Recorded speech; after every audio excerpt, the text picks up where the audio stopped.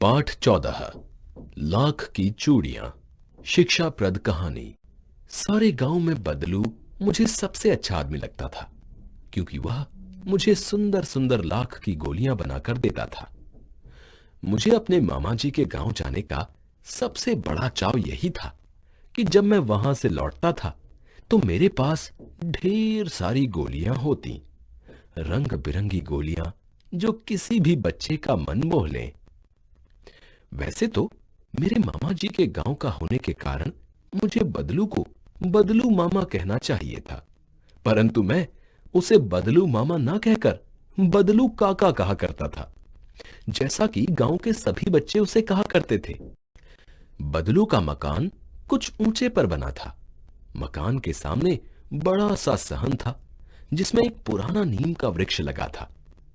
उसी के नीचे बैठकर बदलू अपना काम किया करता था। बगल में भट्टी दहकती रहती, जिसमें वह लाख पिघलाया करता।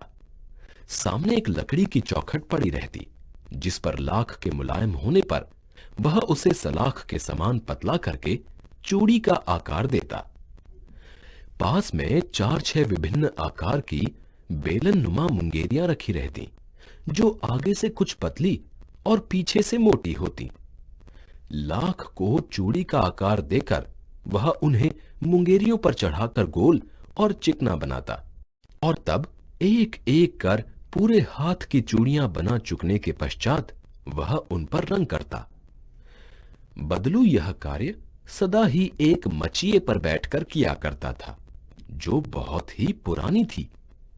बगल में ही उसका हुक्का रखा रहता, जिसे वह बीच बीच में पीता रहता। गांव में मेरा दोपहर का समय अधिकतर बदलू के पास बीतता। वह मुझे लला कहा करता और मेरे लिए तुरंत एक मचिया मंगा देता। मैं घंटों बैठे बैठे उसे इस प्रकार चूड़ियां बनाते देखता रहता। लगभग रोज ही वह 4-6 जोड़े चूड़ियां बनाता। पूरा जोड़ा बना लेने पर वह उसे बेलन पर चढ़ाकर कुछ क्षण चुपचाप देखता रहता, मानो वह बेलन न होकर किसी नववधू की कलाई हो। बदलू मनिहार था। चूड़ियां बनाना उसका पैतृक पेशा था, और वास्तव में वह बहुत ही सुंदर चूड़ियां बनाता था। उसकी बनाई हुई चूड़ियों की खपत भी बहुत थी। उस गांव में तो सभी स्त्रियां उसकी बनाई हुई चूड़ियां पहनती ही थीं। आसपास के गांवों के लोग भी उससे चूड़ियां ले जाते थे, परंतु वह कभी भी चूड़ियों को पैसों से बेचता न था। उसका अभी तक वस्तु विनिमय का तरीका था, और लोग अनाज के बदले उससे चूड़ियां ले जाते थे। बदलू स्वभाव से बहुत सीधा था। मैंने कभी भी उसे किसी से झगड़ते नहीं देखा। हां, शादी विवाह के अवसरों पर वह अवश्य सिर पकड़ लेता था। जीवन भर चाहे कोई उससे मुफ्त चूड़ियां ले जाए, परंतु विवाह के अवसर पर वह सारी कसर निकाल लेता था। आखिर सुहाग के जोड़े का महत्व ही और होता है। मुझे याद है, मेरे मामा जी के यहां किसी लड़की के विवाह पर जरा सी किसी बात पर बिगड़ गया था, और फिर उसको मनाने में लोहे लग गए थे। विवाह में इसी जोड़े का मूल्य इतना बढ़ जाता था कि उसके लिए उसकी घरवाली को सारे वस्त्र मिलते, ढेरों अनाज मिलता, उसको अपने लिए पगड़ी मिलती, और रुपए जो मिलते सो अलग। यदि संसार में बदलू को किसी बात से चिढ़ थी तो वो थी कांच की चूड़ियों से। यदि किसी भी स्त्री के हाथों में उसे कांच की चूड़ियां दिख जाती तो वह अंदर ही अंदर कुढ़ उठता, और कभी कभी तो 2-4 बातें भी सुना देता। मुझसे तो वह घंटों बातें किया करता। कभी मेरी पढ़ाई के बारे में पूछता, कभी मेरे घर के बारे में, और कभी यूं ही शहर के जीवन के बारे में। मैं उससे कहता कि शहर में सब कांच की चूड़ियां पहनते हैं, तो वह उत्तर देता, शहर की बात और है लला, वहां तो सभी कुछ होता है। कभी कभी बदलू मेरी अच्छी खासी खातिर भी करता। जिन दिनों उसकी गाय के दूध होता, वह सदा मेरे लिए मलाई बचा कर रखता, और आम की फसल में तो मैं रोज ही उसके यहां से 2-4 आम खा आता। परंतु इन सब बातों के अतिरिक्त जिस कारण वह मुझे अच्छा लगता, वह यह था कि लगभग रोज ही वह मेरे लिए 1-2 गोलियां बना देता। मैं बहुधा हर गर्मी की छुट्टी में अपने मामा जी के यहाँ चला जाता और एक आध महीने वहां रहकर विद्यालय खुलने के समय तक वापस आ जाता। परंतु 2-3 बार ही मैं अपने मामा जी के यहाँ गया होऊंगा। तभी मेरे पिता की एक दूर के शहर में बदली हो गई और एक लंबी अवधि तक मैं अपने मामा जी के गांव न जा सका। कई वर्षों के बाद जब मैं वहां गया तो इतना बड़ा हो चुका था कि लाख की गोलियों में मेरी रुचि नहीं रह गई। अतः गांव में लगभग सभी स्त्रियां कांच की चूड़ियां पहने हैं। विरले ही हाथों में मैंने लाख की चूड़ियां देखी। तब एक दिन सहसा मुझे बदलू का ध्यान हो आया। मैंने सोचा कि उससे मिलाऊं। अतः शाम को मैं घूमते घूमते उसके घर चला गया। बदलू वहीं चबूतरे पर नीम के नीचे एक खाट पर लेटा था।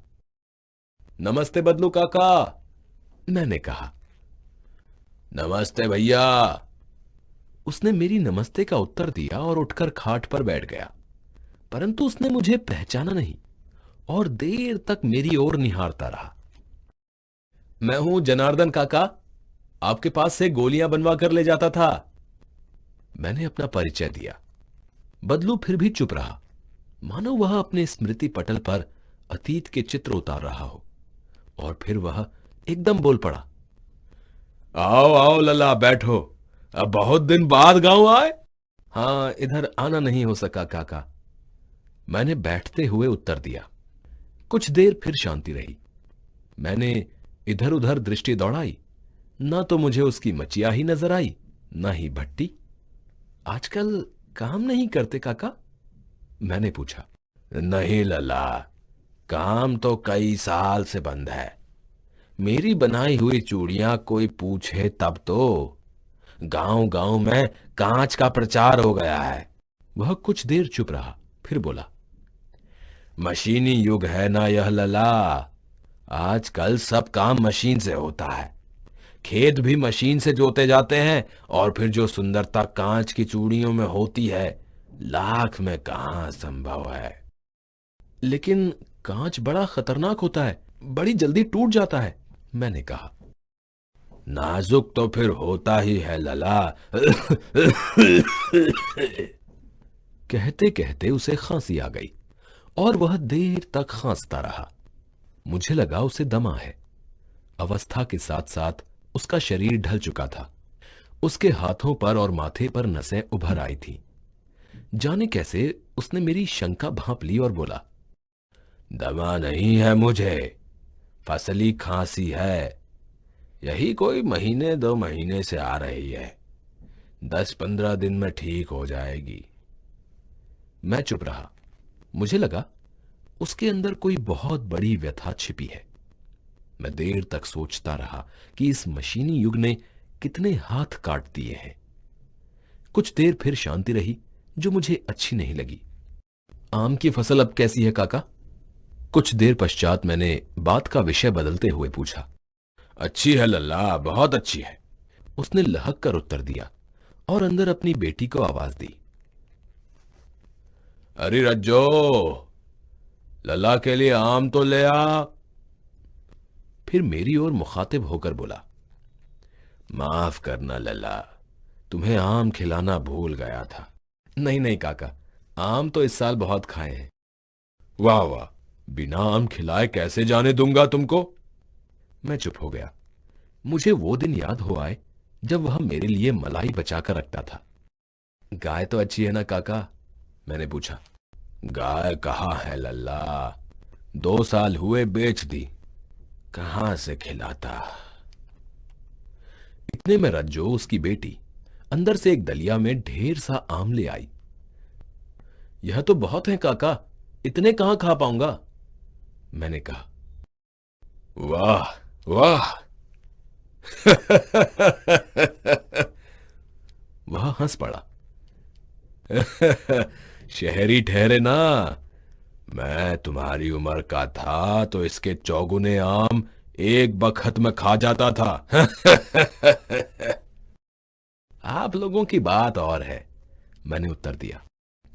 अच्छा बेटी, लला को 4-5 आम छांट कर दो, सिंदूरी वाले देना। देखो लला कैसे हैं, इसी साल यह पेड़ तैयार हुआ है।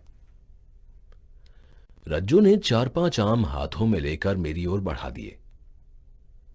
आम लेने के लिए मैंने हाथ बढ़ाया तो मेरी निगाह एक क्षण के लिए उसके हाथों पर ठिठक गई।